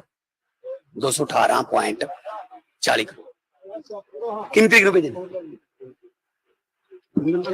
ਹੈ ਜੀ? 10 ਤਰੀਕ ਨੂੰ ਤੁਹਾਨੂੰ ਸਾਰਾ ਪਤਾ ਜੀ। 10 ਤਰੀਕ ਨੂੰ ਮੇਰੇ ਕੋਲ ਪੈਸੇ ਆਏ ਨੇ, 12 ਤਰੀਕ ਨੂੰ ਪੁੱਛ ਰਹੇ ਨੇ। ਮੈਂ ਉਹ ਪੈਸਾ ਵਰਤੂੰਗਾ। ਮੈਂ ਇੱਕ ਵੀ ਪੈਸਾ, ਜਿਹੜੇ ਪਹਿਲਾਂ ਵੀ ਪ੍ਰਧਾਨ ਰਹੇ ਨੇ ਉਹ ਦੂਜੀ ਪਾਰਟੀ ਦੇ, ਅੱਜ ਕੱਲ ਉਹ ਪੰਜਾਬ ਕਾਂਗਰਸ ਦੀ ਭਾਜਪਾ ਇਕਾਈ ਦੇ ਪ੍ਰਧਾਨ ਨੇ, ਪਹਿਲਾਂ ਜੇ ਸਰਕਾਰ ਦੇ ਪ੍ਰਧਾਨ ਰਹੇ ਨੇ, ਉਦੋਂ ਕੈਪਟਨ ਸਾਹਿਬ ਨੇ RDF ਦਾ ਪੈਸਾ ਮਿਸਯੂਜ਼ ਕੀਤਾ ਤਾਂ ਉਹਨਾਂ ਨੇ RDF ਰੋਕਿਆ। ਅਸੀਂ ਐਕਟ ਚੇਂਜ ਕਰਨਾ ਪਿਆ ਸਾਨੂੰ ਕਿ ਐਕਟ ਚੇਂਜ ਕਰੋ ਤਾਂ ਪੈਸੇ ਦੇਵਾਂਗੇ। ਅਸੀਂ ਐਕਟ ਚੇਂਜ ਕੀਤਾ, ਕੀ ਇਹਦੇ ਬਾਰੇ ਜਾਖੜ ਸਾਹਿਬ ਬੋਲਣਗੇ, ਕੈਪਟਨ ਸਾਹਿਬ ਬੋਲਣਗੇ, ਮਨਪ੍ਰੀਤ ਬਾਦਲ ਬੋਲੂਗਾ, ਰਾਜਾ ਵੜਿੰਗ ਬੋਲੂ, ਰਾਜਾ ਵੜਿੰਗ ਤਾਂ ਚਲੋ ਛੱਡੋ, ਉਹ ਇੱਕ ਕੈਪਟਨ ਨਹੀਂ, ਉਹ ਡਾਕਟਰ ਬਲਬੀਰ ਬੋਲੂਗਾ, ਤੇ ਫਤਿਹ ਜੰਗ ਬਾਜਵਾ ਬੋਲੂਗਾ, ਸਾਰੀ ਤਾਂ ਕਾਂਗਰਸ ਉਧਰ ਚਲੀ ਗਈ, ਠੀਕ ਹੈ ਨਾ। ਉਹਦੇ ਬਾਰੇ ਆਰਡੀਐਫ ਬਾਰੇ ਬਿਲਕੁਲ ਨਹੀਂ ਬੋਲਦੇ। ਕਿਉਂ ਰੋਕਿਆ ਗਿਆ? ਹਾਂ, ਅਸੀਂ ਸੁਪਰੀਮ ਕੋਰਟ ਸਾਨੂੰ ਕਿਉਂ ਜਾਣਾ ਪਿਆ ਜਦੋਂ ਬੀਜੇਪੀ, ਸਾਰੀ ਕਾਂਗਰਸ ਬੀਜੇਪੀ ਚ ਹੈ, ਸਾਰੀ ਸਰਕਾਰ ਬੀਜੇਪੀ ਚ ਹੈ, ਸਾਨੂੰ ਆਰਡੀਐਫ ਦੇ ਪੈਸੇ ਵਾਸਤੇ ਸੁਪਰੀਮ ਕੋਰਟ ਕਿਉਂ ਜਾਣਾ ਪੈ ਰਿਹਾ? ਉਹ ਕਿਉਂ ਨਹੀਂ ਰਿਲੀਜ਼ ਕਰਾਉਂਦੇ ਜੀ? ਅੱਛਾ, ਨਦੀਆਂ ਨੂੰ ਚੂੜੇ ਚੜਾ ਦੋਗੇ, ਨਦੀਆਂ ਨੂੰ ਕੈਪਟਨ ਸਾਹਿਬ ਨੂੰ ਨੱਥ ਪਾਈ ਨਹੀਂ ਗਈ, ਨਦੀਆਂ ਨੂੰ ਨੱਥਾ ਪਾਉਂਦੇ ਜੀ। ਤੁਸੀਂ ਸੁਣ ਰਹੇ ਸੀ ਮੁੱਖ ਮੰਤਰੀ ਪੰਜਾਬ ਭਗਵੰਤ ਮਾਨ ਜੀ ਨੂੰ, ਜਿਨ੍ਹਾਂ ਨੇ ਇਸ ਸਾਰੇ ਮਾਮਲੇ ਤੇ ਉੱਤੇ ਆਪਣੀ ਟਿੱਪਣੀ ਕੀਤੀ ਤੇ ਨਾਲ ਜਿਹੜੇ ਸਿਆਸੀ ਵਿਰੋਧੀ ਧਿਰਾਂ ਵੱਲੋਂ ਜਿਹੜੇ ਨਿਸ਼ਾਨੇ ਲਾਏ ਜਾ ਰਹੇ ਨੇ ਉਹਨਾਂ ਤੇ ਵੀ ਆਪਣੀ ਜਿਹੜੀ ਟਿੱਪਣੀ ਆ ਉਹ ਕੀਤੀ ਆ, ਤੇ ਨਾਲ ਇਹ ਵੀ ਕਿਹਾ ਕਿ ਕੈਪਟਨ ਨੂੰ ਨੱਥ ਪਈ ਨਹੀਂ ਤੇ ਨਦੀਆਂ ਨੂੰ ਨੱਥਾਂ ਚੜਾ ਰਹੇ ਨੇ। ਪਰ ਹਾਂ, ਇਹ ਗੱਲ ਜ਼ਰੂਰ ਹੈ ਕਿ ਕਿਸੇ ਵੀ ਨਾਲ ਧੱਕਾ ਨਹੀਂ ਹੋਣਾ ਚਾਹੀਦਾ। ਜਿਹੜਾ ਕੋਈ ਹੱਕਦਾਰ ਹੈ, ਮਜ਼ਦੂਰ ਭਰਾ, ਕੋਈ ਵੀ ਦਲਿਤ ਭਰਾ ਜਿਹਦਾ ਘਰ ਢਹਿ ਗਿਆ, ਤੇ ਉਹਨੂੰ ਉਹਦਾ ਬਣਦਾ ਮੁਆਵਜ਼ਾ ਜ਼ਰੂਰ ਮਿਲਣਾ ਚਾਹੀਦਾ। ਅਸੀਂ ਅਕਸਰ ਹੀ ਵੇਖਦੇ ਹਾਂ ਸਰਕਾਰਾਂ ਦੇ ਕੰਮਾਂ ਕਾਰਾਂ ਦੇ ਵਿੱਚ ਕਿ ਜਦੋਂ ਕਈ ਵਾਰੀ ਮਦਦ ਲੋੜਵੰਦ ਤੱਕ ਨਹੀਂ ਪਹੁੰਚਦੀ ਤੇ ਉਸ ਲੋੜਵੰਦ ਮਦਦ ਦੀ ਜਿਹੜੀ ਆਈ ਹੁੰਦੀ ਉਹਦੀ ਆੜ ਹੇਠ ਕਈ ਉਹ ਲੋਕ ਮਦਦ ਲੈ ਜਾਂਦੇ ਆ ਸਰਕਾਰਾਂ ਦੀ, ਜਿਹੜੇ ਲੋਕ ਅਸਲ ਦੇ ਵਿੱਚ ਯੋਗ ਵੀ ਨਹੀਂ ਹੁੰਦੇ, ਜਿਨ੍ਹਾਂ ਲੋਕਾਂ ਨੂੰ ਪੈਸਾ ਵੈਸੇ ਹੀ ਬਥੇਰਾ ਹੁੰਦਾ, ਉਹਨਾਂ ਨੂੰ ਸਰਮਾਏ ਦੇ ਤੌਰ ਤੇ ਉਸ ਪੈਸੇ ਦੀ ਲੋੜ ਨਹੀਂ ਹੁੰਦੀ। ਸੋ ਦੇਖਦੇ ਹਾਂ ਕਿ ਜਿਹੜੇ ਅੱਜ ਕੱਲ੍ਹ ਸਰਕਾਰਾਂ ਦਾਅਵੇ ਕਰ ਰਹੀਆਂ, ਇਹ ਦਾਅਵਿਆਂ ਤੇ ਖਰੀਆਂ ਉਤਰਨੀਆਂ, ਕਦੋਂ ਉਤਰਨੀਆਂ, ਕਿਵੇਂ ਉਤਰਨੀਆਂ, ਇਹ ਇੱਕ ਵੱਡਾ ਸਵਾਲ ਹੈ। ਪਰ ਖੈਰ, ਸਰਕਾਰਾਂ ਦੇ ਫਰਜ਼ ਨੇ, ਸਰਕਾਰਾਂ ਦੀਆਂ ਡਿਊਟੀਆਂ ਨੇ ਕਿ ਉਹ ਪ੍ਰਭਾਵਿਤ ਇਲਾਕਿਆਂ ਦਾ ਦੌਰਾ ਕਰਨ, ਉੱਥੋਂ ਦੇ ਲੋਕਾਂ ਨੂੰ ਭਰੋਸੇ ਦੇ ਵਿੱਚ ਲੈਣ ਤੇ ਉੱਥੇ ਰਾਹਤ ਕਾਰਜ ਜਿਹੜਾ ਉਹ ਕਰਵਾਉਣ ਜੀ। ਬਿਲਕੁਲ ਜੀ, ਜਿਹੜੀ ਗੱਲ ਕਹੀ ਆ ਨਾ ਉਹ ਪੂਰੀ ਹੋਣੀ ਚਾਹੀਦੀ ਆ। ਜੀ। ਇਹ ਨਹੀਂ ਕਿ ਗੂਗਲਾਂ ਤੋਂ ਮਿੱਟੀ ਝਾੜਦੀ ਬਿਆਨਬਾਜ਼ੀ ਦੇ ਵਿੱਚ ਹੀ ਨਾ ਰਹਿ ਜਾਣ। ਵੈਸੇ ਦੇਖੋ, ਭਗਵੰਤ ਮਾਨ ਸ਼ੁਰੂ ਤੋਂ ਕਮੇਡੀਅਨ ਆ ਜੀ। ਪਰ ਵਾਕਿਆ ਹੀ ਚੂੜੇ ਚੜਾਏ ਆ। ਕਈਆਂ ਨੂੰ ਬਹੁਤ ਗੁੱਸਾ ਲੱਗਦਾ, ਕਹਿੰਦੇ ਅਸੀਂ ਤਾਂ ਐਂ ਹੀ ਕਰਾਂਗੇ, ਏਦਾਂ ਹੀ ਅਸੀਂ ਕਰਦੇ ਆ, ਸਾਡੇ ਤਾਂ ਰਿਵਾਜ ਹੀ ਇਹ ਆ। ਕਦੀ ਚੂੜੇ ਚੜਾਉਣਾ, ਏਦਾਂ ਵੀ ਕਦੀ ਨਦੀਆਂ ਆ ਉਹ ਥੱਲੇ ਜਾਂਦੀਆਂ। ਹਾਂ, ਉਦਣ ਕਿ ਉਹਨਾਂ ਨੇ ਉਹ ਮੌਸਮ ਜ਼ਰੂਰ ਸੁਣ ਲਿਆ ਸੀ ਕਿ ਮੀਂਹ ਥੋੜਾ ਘਟਣ ਵਾਲਾ ਆ, ਪਰ ਦੇਖੋ ਕੁਦਰਤ ਆ, ਕੁਦਰਤ ਦਾ ਪਤਾ ਨਹੀਂ ਹੈ। ਇਹਨੇ ਵਿਗਿਆਨੀ, ਆਪਾਂ ਤੇ ਇੱਕ ਇਨਸਾਨ ਹੈਗੇ ਆ, ਉਹ ਕਹਿ ਦਿੰਦੇ ਅੰਦਾਜ਼ੇ ਲਾ ਕੇ ਕਿ ਮੀਂਹ ਘਟ ਜਾਊਗਾ, ਮੀਂਹ ਵੱਧ ਜਾਊਗਾ, ਪਰ ਕੁਦਰਤ ਨੇ ਕੀ ਕਰਨਾ ਆ ਉੱਤੇ ਨਹੀਂ ਪਤਾ ਹੈਗਾ। ਉਹ ਚੂੜੇ ਨਾਲ ਨਹੀਂ ਮੰਨਦੀ, ਕੁਛ ਨਹੀਂ ਮੰਨਦੀ, ਨੱਥਾਂ ਨਾਲ ਨਹੀਂ ਮੰਨਦੀ। ਵਾਕਈ ਗੱਲ ਤਾਂ ਸਹੀ ਆ, ਫਿਰ ਉੱਥੇ ਨਹੀਂ ਨੱਥ ਪਾਈ ਗਈ ਜਿੱਥੇ ਪਾਉਣੀ ਸੀ ਜੀ। ਬਿਲਕੁਲ। ਸੋ ਹਾਂਜੀ, ਇਹ ਤਾਂ ਚਲੋ ਕਿਉਂਕਿ ਉਹਨਾਂ ਦਾ ਪੇਸ਼ਾ ਕਮੇਡੀ ਰਿਹਾ ਤੇ ਤੰਜ਼ ਤਾਂ ਉਹਨਾਂ ਨੂੰ ਫਿਰ ਕਰਨੇ ਆਉਂਦੇ ਆ, ਟਕੋਰਾਂ ਤਾਂ ਲਾਉਣੀਆਂ ਹੀ ਆਉਂਦੀਆਂ। ਉਹਨਾਂ ਦਾ ਕੰਮ ਹੀ ਪਹਿਲਾਂ ਹੀ ਹੁੰਦਾ ਸੀਗਾ, ਸਿਆਸਤ ਤੇ ਟਕੋਰਾਂ ਲਾਉਂਦੇ ਹੁੰਦੇ ਸੀ। ਪਰ ਹੁਣ ਜਿਹੜੀਆਂ ਖਬਰਾਂ ਆ ਰਹੀਆਂ ਨੇ ਬਲਵਿੰਦਰ ਕੌਰ ਜੀ, ਉਹਨਾਂ ਦੇ ਮੁਤਾਬਕ ਨੈਸ਼ਨਲ ਹਾਈਵੇ 52 ਦੇ ਉੱਤੇ ਘੱਗਰ ਦੀ ਜਿਹੜੀ ਮਾਰ ਆ ਉਹ ਪਈ ਹੈ ਤੇ ਘੱਗਰ ਇੱਥੇ ਸਾਰਾ ਪੁਲ ਜਿਹੜਾ ਉਹ 52 ਦਾ ਇਹ ਦੱਸਿਆ ਜਾ ਰਿਹਾ ਸੰਗਰੂਰ ਵਾਲੇ ਇਲਾਕਿਆਂ ਤੋਂ ਅੱਗੇ, ਤਾਂ ਉੱਥੇ ਇਹਨੇ ਸਾਰਾ ਜਿਹੜਾ ਨੈਸ਼ਨਲ ਹਾਈਵੇ ਦਾ ਪੁਲ ਆ ਉਹ ਢਾਹ ਦਿੱਤਾ ਤੇ ਇਸ ਵੇਲੇ ਘੱਗਰ ਦੇ ਵਿੱਚ ਘੱਟੋ ਘੱਟ 5 ਥਾਵਾਂ ਤੇ ਵੱਡੇ ਜਿਹੜੇ ਪਾੜ ਨੇ ਉਹ ਪਏ ਹੋਏ ਨੇ, ਜਿਨ੍ਹਾਂ ਨੂੰ ਪੂਰਨ ਦੇ ਲਈ ਲੋਕ ਜਾਂ ਪ੍ਰਸ਼ਾਸਨਿਕ ਅਮਲਾ ਲੱਗਿਆ ਹੋਇਆ। ਪਰ ਘੱਗਰ ਦੇ ਵਿੱਚ, ਜਿਵੇਂ ਆਪਾਂ ਪਿਛਲੇ ਦਿਨਾਂ ਦੇ ਵਿੱਚ ਚਰਚਾ ਕਰਦੇ ਸੀਗੇ ਕਿ ਸਤਲੁਜ ਨੇ ਜਿਹੜੀ ਮਾਰ ਪਾਈ, ਜਿਹੜੀ ਬਿਆਸ ਤੋਂ ਮਾਰ ਪਈ, ਤਾਂ ਉਹਦੇ ਨਾਲ ਤਾਂ ਲੋਕ ਹਜੇ ਸਿੱਝ ਹੀ ਰਹੇ ਸੀਗੇ ਕਿ ਇੱਕ ਹੋਰ ਮਾਰ ਲੋਕਾਂ ਨੂੰ ਘੱਗਰ ਤੋਂ ਪਈ। ਉਧਰ ਜਮੁਨਾ ਜਿਹੜੀ ਆ ਉਹ ਖਤਰੇ ਦੇ ਨਿਸ਼ਾਨ ਤੋਂ ਉੱਪਰ ਵਹਿ ਰਹੀ ਹੈ ਤੇ ਦਿੱਲੀ ਦੇ ਬਹੁਤੇ ਇਲਾਕਿਆਂ ਦੇ ਵਿੱਚ ਪਾਣੀ ਭਰਿਆ ਹੋਇਆ। ਹਾਲਾਂਕਿ ਚਲੋ, ਸੱਤਾ ਦੀ ਕੁਰਸੀ ਤੇ ਜਦੋਂ ਦਿੱਲੀ ਹੁੰਦੀ ਹੈ ਤੇ ਉਹਦੀ ਸੋਚ ਪੰਜਾਬ ਪ੍ਰਤੀ ਕੀ ਹੁੰਦੀ ਹੈ ਆਪਾਂ ਨੂੰ ਕੋਈ ਕਹਿਣ ਦੀ ਲੋੜ ਨਹੀਂ, ਦੱਸਣ ਦੀ ਲੋੜ ਨਹੀਂ। ਪਰ ਫਿਰ ਵੀ ਸਾਡੀ ਜਿਹੜੀ ਹਮਦਰਦੀ ਹੈ ਉਹ ਲੋਕਾਂ ਦੇ ਨਾਲ ਜ਼ਰੂਰ ਹੈ, ਕਿਉਂਕਿ ਲੋਕਾਂ ਦਾ ਇਹਦੇ ਵਿੱਚ ਕੋਈ ਕਸੂਰ ਨਹੀਂ। ਲੋਕ ਵਿਪਤਾ ਦੇ ਮਾਰੇ ਨੇ, ਲੋਕ ਇਸ ਕੁਦਰਤੀ ਵਿਪਤਾ ਦੇ ਜਿਹੜੇ ਮਾਰੇ ਨੇ। ਤੇ ਪਰ ਇਹਦੇ ਨਾਲ ਜੇਕਰ ਹਜੇ ਵੀ ਜਿਵੇਂ ਤੁਸੀਂ ਚਰਚਾ ਕੀਤੀ ਸੀਗੀ ਕਿ ਵਿਕਸਿਤ ਮੁਲਕਾਂ ਦੀਆਂ ਰੀਸਾਂ ਤਾਂ ਕਰਨੀਆਂ, ਪਰ ਉਹ ਜਿਹਾ ਢਾਂਚਾ ਜੇਕਰ ਹਜੇ ਵੀ ਇਹਨਾਂ ਚੀਜ਼ਾਂ ਤੋਂ ਸਬਕ ਨਾ ਲਿਆ ਗਿਆ ਤਾਂ ਫਿਰ ਆਪਾਂ ਕਹਿ ਨਹੀਂ ਸਕਦੇ ਕਿ ਵਾਕਈ ਸਾਡੇ ਮੁਲਕ ਦੀ ਸਿਆਸਤ ਨੇ ਜਾਂ ਉੱਥੋਂ ਦੇ ਸਿਸਟਮ ਨੇ ਕੋਈ ਤਰੱਕੀ ਕੀਤੀ ਹੈ। 35 ਸਾਲ ਪਹਿਲਾਂ ਵੀ ਤੁਹਾਡਾ 34 ਲੱਖ ਬੰਦਾ ਹੜ੍ਹ ਦੇ ਮਾਰੇ ਠਾ ਗਿਆ। 35 ਸਾਲ ਪਹਿਲਾਂ ਵੀ ਤੁਹਾਡਾ 9,000 ਪਿੰਡ ਹੜ੍ਹ ਨੇ ਜਿਹੜਾ ਉਹਨੂੰ ਉਜਾੜ ਦਿੱਤਾ। 35 ਸਾਲ ਪਹਿਲਾਂ ਵੀ ਤੁਹਾਡਾ ਤਕਰੀਬਨ 2500 ਪਿੰਡ ਹੜ੍ਹ ਦੇ ਪਾਣੀ ਨਾਲ ਡੁੱਬ ਗਿਆ। ਤੇ ਜੇਕਰ 35 ਸਾਲਾਂ ਬਾਅਦ ਵੀ ਤੁਹਾਡੇ ਘੱਟੋ ਘੱਟ ਲੱਖਾਂ ਲੋਕ ਸੜਕਾਂ ਤੇ ਹੋਣ, ਇੰਨਾ ਕੁਛ ਬਣਨ ਦੇ ਬਾਵਜੂਦ, ਇੰਨਾ ਤੁਸੀਂ ਕਹਿੰਦੇ ਹੋ ਕਿ ਅਸੀਂ ਆਹ ਕਰਤਾ ਸੀ, ਉਹ ਵਿਕਾਸ ਕਰਤਾ, ਤੇ ਇਹਦੇ ਬਾਵਜੂਦ ਤੁਹਾਡੇ ਲੋਕ ਸੜਕਾਂ ਤੇ ਰਾਤਾਂ ਕੱਟਣ, ਤੁਹਾਡੇ ਲੋਕ ਜਿਨ੍ਹਾਂ ਕੋਲੇ ਪਖਾਨੇ ਨਾ ਹੋਣ, ਜਿਨ੍ਹਾਂ ਕੋਲੇ ਸੁੱਕੇ ਥਾਂ ਬੈਠਣ ਉੱਠਣ ਦੇ ਲਈ ਥਾਂ ਨਾ ਹੋਵੇ, ਤਾਂ ਉਹ ਤੁਸੀਂ ਕੀ ਕਰੋਗੇ? ਕੀ ਤੁਹਾਡੀ ਤਰੱਕੀ ਹੈ ਇਹਦੇ ਵਿੱਚ? ਸੋ ਠੀਕ ਹੈ, ਆਪਾਂ ਮੌਜੂਦਾ ਸਰਕਾਰ ਦੀ ਆਲੋਚਨਾ ਇਸ ਸੰਦਰਭ ਦੇ ਵਿੱਚ ਕਰਦੇ ਹਾਂ ਕਿ ਫਲਾਣੇ ਥਾਂ ਆਹ ਨਹੀਂ ਹੋ ਰਿਹਾ, ਫਲਾਣੇ ਥਾਂ ਉਹ ਨਹੀਂ ਹੋ ਰਿਹਾ, ਪਰ ਇਸ ਮਸਲੇ ਦੇ ਵਿੱਚ ਸਿਸਟਮ ਦੇ ਸੁਧਾਰ ਦੇ ਮਾਮਲੇ ਦੇ ਵਿੱਚ ਤੇ ਸਿਸਟਮ ਦੇ ਵਿਕਾਸ ਦੇ ਮਾਮਲੇ ਦੇ ਵਿੱਚ ਸਾਨੂੰ ਜਿਹੜੀਆਂ ਦੂਜੀਆਂ ਪਾਰਟੀਆਂ, ਜਿਹੜੀਆਂ ਰਵਾਇਤੀ ਸਿਆਸੀ ਧਿਰਾਂ, ਉਹਨਾਂ ਨੂੰ ਬਰੀ ਨਹੀਂ ਕਰਨਾ ਚਾਹੀਦਾ। ਬੇਸ਼ੱਕ ਉਹ ਸਾਬਕਾ ਹੋ ਚੁੱਕੇ ਨੇ, ਪਰ ਸਾਬਕਾ ਹੋਣ ਦਾ ਮਤਲਬ ਉਹਨਾਂ ਦੀ ਜਵਾਬਦੇਹੀ ਖਤਮ ਨਹੀਂ ਹੋਈ। ਮੌਜੂਦਾ ਵਾਲਿਆਂ ਨੂੰ ਤਾਂ ਅਸੀਂ ਕਹਿ ਹੀ ਸਕਦੇ ਹਾਂ ਕਿ ਤੁਸੀਂ ਪਟਿਆਲਾ ਕੀ ਕਰ ਰਹੇ ਹੋ, ਸੰਗਰੂਰ ਕੀ ਕਰ ਰਹੇ ਹੋ, ਭਵਾਨੀਗੜ੍ਹ ਕੀ ਕਰ ਰਹੇ ਹੋ, ਤੁਸੀਂ ਮੂਣਕ ਦੇ ਵਿੱਚ ਕੀ ਕਰ ਰਹੇ ਹੋ, ਤੁਸੀਂ ਜਲੰਧਰ ਸਿੱਧਵਾਂ ਬੇਟ ਕੀ ਕਰ ਰਹੇ ਹੋ, ਤੁਸੀਂ ਸੁਲਤਾਨਪੁਰ ਲੋਧੀ ਕਰ ਰਹੇ ਹੋ। ਇਹ ਤਾਂ ਆਪਣੇ ਸਵਾਲ ਰਹਿਣਗੇ ਮੌਜੂਦਾ ਜਿਹੜੇ ਹੁਣ ਸਰਕਾਰ ਦੇ ਵਿੱਚ ਸੱਤਾਧਾਰੀਏ ਨੇ, ਪਰ ਇਹਦਾ ਮਤਲਬ ਇਹ ਨਹੀਂਗਾ ਕਿ ਆਪਾਂ ਪੁਰਾਣਿਆਂ ਨੂੰ ਬਰੀ ਕਰ ਦਿਆਂਗੇ। ਇਹ ਜੋ ਇਸ ਵੇਲੇ ਜੋ ਫਲੱਡ ਗੇਟਾਂ ਦਾ ਖੁੱਲ੍ਹਣਾ ਔਰ ਸਤਲੁਜ ਦਾ ਕੁਛ ਕਿਊਸਿਕ ਪਾਣੀ ਵੀ ਨਾ ਝੱਲ ਸਕਣਾ, ਸੋ ਇਹਦੇ ਲਈ ਜ਼ਿੰਮੇਵਾਰ ਉਹ ਲੋਕ ਨੇ ਜਿਹੜੇ ਰਾਜ ਕਰਤਾ ਰਹੇ ਨੇ। ਸੋ ਪਰ ਕੁੱਲ ਮਿਲਾ ਕੇ ਜਦੋਂ ਵੀ ਵਿਪਤਾ ਪਈ ਹੈ ਜਾਂ ਜਦੋਂ ਵੀ ਵਿਪਤਾ ਕੱਟੀ ਹੈ, ਤੇ ਉਹ ਪੰਜਾਬੀਆਂ ਤੇ ਪਈ ਹੈ, ਤੇ ਪੰਜਾਬੀਆਂ ਨੇ ਵਿਪਤਾ ਕੱਟੀ ਹੈ ਵੱਡੀ ਪੱਧਰ ਤੇ NDRF ਦੀਆਂ ਟੀਮਾਂ ਦੇ ਨਾਲ, SDRF ਦੀਆਂ ਟੀਮਾਂ ਦੇ ਨਾਲ ਪੰਜਾਬੀ ਜਿਹੜੇ ਉਹ ਲੱਗੇ ਹੋਏ ਆ। ਬੇਸ਼ੱਕ ਲੰਗਰਾਂ ਦੀ ਸੇਵਾ ਕੀਤੀ ਜਾ ਰਹੀ ਹੈ, ਬੇਸ਼ੱਕ ਸਾਰੇ ਹਰੇ ਚਾਰੇ ਦੀ ਵੀ ਸੇਵਾ ਕੀਤੀ ਜਾ ਰਹੀ ਹੈ, ਪਰ ਤੁਸੀਂ ਦੇਖੋ ਕਿ ਜਿਹੜੇ ਟੁੱਟੇ ਬੰਨ੍ਹ ਨੇ, ਟੁੱਟੇ ਪੁਲ ਨੇ ਜਿੱਥੇ, ਉੱਥੇ ਲੋਕ ਆਪਣੇ ਪੱਧਰ ਤੇ ਆਪ ਪ੍ਰਸ਼ਾਸਨ ਦੀ ਮਦਦ ਦੇ ਨਾਲ ਜਾਂ ਹੋਰ JCB ਮਸ਼ੀਨਾਂ ਲਾ ਕੇ, ਟਰੈਕਟਰ ਟਰਾਲੀਆਂ ਦੇ ਨਾਲ ਮਿੱਟੀ ਸੁੱਟ ਕੇ, ਖੁਦ ਗੱਟੇ ਲਾ ਕੇ ਬੰਨਾਂ ਦੇ ਵਿੱਚ ਤਾਂ ਉਹਨਾਂ ਨੂੰ ਪੂਰ ਰਹੇ ਨੇ, ਉਹਨਾਂ ਪਾੜਾਂ ਨੂੰ ਪੂਰਨ ਦਾ ਯਤਨ ਕਰ ਰਹੇ ਨੇ। ਸੋ ਦਿਨ ਰਾਤ, ਰਾਤਾਂ ਨੂੰ ਵੀ ਲੋਕ ਪਾੜ ਜਿਹੜੇ ਮੂਣਕ ਦੇ ਵਿੱਚ ਜਾਂ ਘੱਗਰ ਦੇ ਵਿੱਚ ਪਏ ਆ, ਸਤਲੁਜ ਦੇ ਵਿੱਚ ਪਏ ਆ, ਰਾਤਾਂ ਨੂੰ ਵੀ ਉੱਥੇ ਲੋਕ ਲੱਗੇ ਹੋਏ ਨੇ। ਸੋ ਵੱਡੀ ਪੱਧਰ ਤੇ ਪੰਜਾਬ ਦੇ ਵਿੱਚ ਪਾਣੀ ਦਾ, ਹੜ੍ਹਾਂ ਦਾ ਪ੍ਰਕੋਪ ਹੈ, ਤੇ ਸਾਡਾ ਸਾਰਿਆਂ ਦਾ ਹੀ ਇੱਕ ਨੈਤਿਕ ਫਰਜ਼, ਮੋਰਲ ਡਿਊਟੀ ਬਣਦੀ ਹੈ ਕਿ ਅਸੀਂ ਪੰਜਾਬ ਦੇ ਨਾਲ, ਪੰਜਾਬੀਆਂ ਦੇ ਨਾਲ ਖੜੀਏ, ਤੇ ਜਿੰਨੇ ਵੀ ਜਿਸ ਤਰੀਕੇ ਦੇ ਨਾਲ ਵੀ ਅਸੀਂ ਉਹਨਾਂ ਦਾ ਸਹਿਯੋਗ ਕਰ ਸਕਦੇ ਹਾਂ, ਚਾਹੇ ਉਹ ਮੀਡੀਆ ਦੇ ਰਾਹੀਂ ਅਸੀਂ ਉਹਨਾਂ ਦੀਆਂ ਜਾਣਕਾਰੀਆਂ ਸਾਂਝੀਆਂ ਕਰਦੇ ਹਾਂ, ਚਾਹੇ ਉਹ ਕਲੱਬਾਂ ਦੇ ਰਾਹੀਂ ਜਾਂ ਲੋਕਾਂ ਦੇ ਰਾਹੀਂ ਤੁਸੀਂ ਉਹਨਾਂ ਦੀ ਮਦਦ ਕਰਦੇ ਹੋ, ਤਾਂ ਸਾਡਾ ਸਾਰਿਆਂ ਦੀ ਫਰਜ਼ ਹੈ ਕਿ ਉਹ ਇਸ ਵੇਲੇ ਔਖ ਦੀ ਘੜੀ ਦੇ ਵਿੱਚ ਅਸੀਂ ਪੰਜਾਬੀ ਹੋਣ ਦੇ ਨਾਤੇ ਪੰਜਾਬੀਅਤ ਦੇ ਨਾਲ ਖੜੀਏ, ਪੰਜਾਬ ਦੇ ਨਾਲ ਖੜੀਏ। ਜੀ ਜੀ, ਜੀ, ਬਿਲਕੁਲ ਜੀ। ਬਲਕਿ ਉਹ ਗੱਲ ਬਹੁਤ ਵਧੀਆ ਹੈ ਕਿ ਸਾਨੂੰ ਪਹਿਲਿਆਂ ਨੂੰ, ਤੁਸੀਂ ਕਿਹਾ 35 ਸਾਲ ਪਹਿਲਾਂ ਵੀ, ਜੀ ਜੀ ਜੀ ਬਿਲਕੁਲ। ਉਦੋਂ ਵੀ ਰੁੜ ਗਏ ਸੀਗੇ, ਹਨਾ। ਪਰ ਦੇਖੋ 35 ਸਾਲ ਬਾਅਦ 35 ਸਾਲ ਇਹਨਾਂ ਨੂੰ ਯਾਦ ਹੀ ਨਹੀਂ ਆਈ ਪਿਆ ਸਾਡੇ ਕੀ ਹੋਇਆ ਸੀ। ਤਾਂ ਉਹਨਾਂ ਕੀ ਹੁੰਦਾ ਕਿ ਅਸੀਂ ਇੱਥੋਂ ਕਿੱਥੋਂ ਖਾ ਸਕਦੇ ਹਾਂ, ਕਿੱਥੋਂ ਅਸੀਂ ਹੜੱਪ ਸਕਦੇ ਹਾਂ, ਜੀ ਕਿੱਥੋਂ ਜੀ ਅਸੀਂ ਪੈਸਾ ਹੈ ਜਿਹੜਾ ਬਣਾ ਕੇ ਬਾਹਰਲੀਆਂ ਕੰਟਰੀਆਂ ਦੇ ਵਿੱਚ ਲਾ ਸਕਦੇ ਹਾਂ। ਉਹ ਆਪਣਾ ਬਣਾਉਣ ਤੇ ਰਹਿ ਗਿਆ, ਲੋਕਾਂ ਦਾ ਨਹੀਂ ਬਣਾਉਂਦੇ। ਸੋ ਘੇਰਿਆ ਕਰੋ ਸਰਕਾਰਾਂ ਨੂੰ, ਜਿਹੜੇ ਚਲੇ ਵੀ ਗਏ। ਹੁਣ ਤੁਸੀਂ ਕਿਹਦੀ ਗੱਲ, ਸਾਬਕਾ ਕਿੱਥੇ ਹੋ ਗਏ?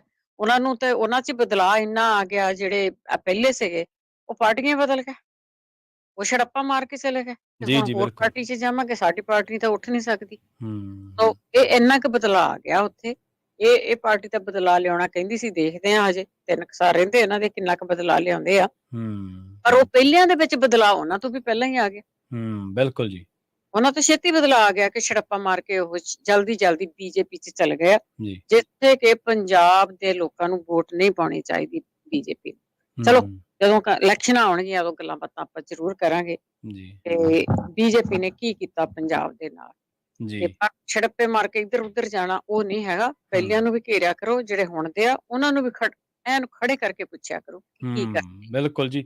ਤੇ ਮਾਨ ਸਾਹਿਬ ਜ਼ਿਕਰ ਕਰਕੇ ਗਏ ਸੀ ਸੁਨੀਲ ਜਾਖੜ ਦਾ, ਤੇ ਕੱਲ ਪੰਜਾਬੀ ਰੇਡੀਓ USA ਤੇ ਇੱਕ ਰਿਪੋਰਟ ਵੀ ਪਾਈ ਸੀ ਕਿ ਇੱਕ ਬੀਬੀ ਈਸ਼ਵਰ ਸਿੰਘ MLA ਜਿਹੜਾ JGP ਦਾ ਸੀਗਾ, ਉਹਦੇ ਉਹਨੇ ਥੱਪੜ ਮਾਰਿਆ। ਹਾਲਾਂਕਿ ਆਪਾਂ ਇਹ ਨਹੀਂ ਕਹਿੰਦੇ ਕਿ ਭਾਈ ਥੱਪੜ ਮਾਰਨਾ ਬਹੁਤ ਵਧੀਆ ਹੋਇਆ, ਪਰ ਸੁਨੀਲ ਜਾਖੜ ਜਦੋਂ ਪਹੁੰਚੇ ਸੀ ਫਿਰੋਜ਼ਪੁਰ, ਖਾਸ ਕਰਕੇ ਗੱਟੀ ਰਾਜੋਕੇ, ਜਿਹੜਾ ਮੈਂ ਕੱਲ ਹੁਸੈਨੀ ਵਾਲਾ ਬਾਰਡਰ ਦਾ ਜ਼ਿਕਰ ਕੀਤਾ ਸੀ, ਉਹਨਾਂ ਪਿੰਡਾਂ ਦੇ ਵਿੱਚ ਇਹ ਪਿੰਡ ਪੈਂਦਾ ਗੱਟੀ ਰਾਜੋਕੇ, ਤੇ ਉੱਥੇ ਲੋਕ ਸੁਨੀਲ ਜਾਖੜ ਦੇ ਗਲ ਪੈ ਗਏ। ਉਹ ਕਹਿੰਦੇ ਕਿ 4 ਦਿਨਾਂ ਬਾਅਦ ਤੁਹਾਨੂੰ ਸਾਡੀ ਯਾਦ ਆਈ ਹੈ, 4 ਦਿਨ ਹੋ ਗਏ ਸਾਡੇ ਜਵਾਕ ਇੱਥੇ ਸੜਕਾਂ ਤੇ ਰਾਹਾਂ ਤੇ ਰੁਲਦੇ ਫਿਰਦੇ ਆ, ਤੇ ਤੁਹਾਨੂੰ 4 ਦਿਨਾਂ ਬਾਅਦ ਫਿਰੋਜ਼ਪੁਰ ਦਿਸਿਆ।